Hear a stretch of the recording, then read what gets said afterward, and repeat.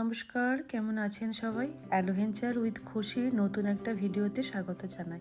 এখন সময়টা বাজে ওই আপনার ধরুন ৫টা নাগাদ। এখন তো বাবুয়ের অন্য ডিউটি হচ্ছে, ফায়ারিংয়ের ডিউটি হচ্ছে, তো সেই জন্য ৫টার সময় বেরিয়েছে, আবার সন্ধে ঠিক ৩:৩০ ৪টে এরকম টাইম অনুযায়ী সে চলে আসে। তো তাকে যেহেতু আগের দিনকে আমি কথা দিয়েছিলাম তোমাকে বাইকে করে নামিয়ে দিয়ে আসবো, মানে স্কুটি করে, তো সেই মতন তাকে আমি নিয়ে বেরিয়ে পড়েছি। তো সে ওখানে রেডি হচ্ছিল, কারণ আর এখানে আমার পুঁই গাছটাকে আমি একটু আদর যত্ন করে নিচ্ছিলাম।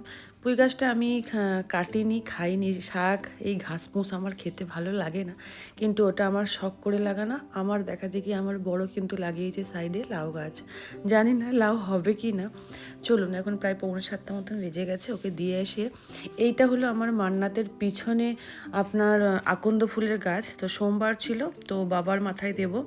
তার আগে ছাদ বাগানে কিছু গাছ আছে, কারণ পাখিদেরকে খাবার দেওয়া আছে, কিছু জামা কাপড় মেলা আছে। অনেক সকালে উঠে পড়েছিলাম, তো তো কাজগুলো করেই নিচ্ছিলাম। তারপরে আবার বাবুকে স্কুলে দেওয়ানো আছে, মানে অনেক কাজ থাকে।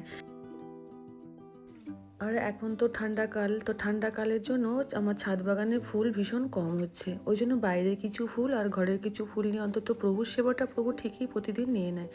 এটি হলো আমার বান্ধবীর মহাদেব, দেখা করতে এসছে আর এক মহাদেবের সঙ্গে। এই কাহিনীটা আমি পরে কোনো ভিডিওতে বলবো। তারপর চলে গিয়েছিলাম বাবুকে স্কুল থেকে আনতে।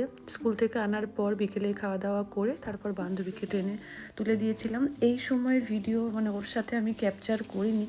আসলে বিদায় বেলাটা কখনোই সুখের হয় না, আমার মনে হয় খুব কষ্ট হয়।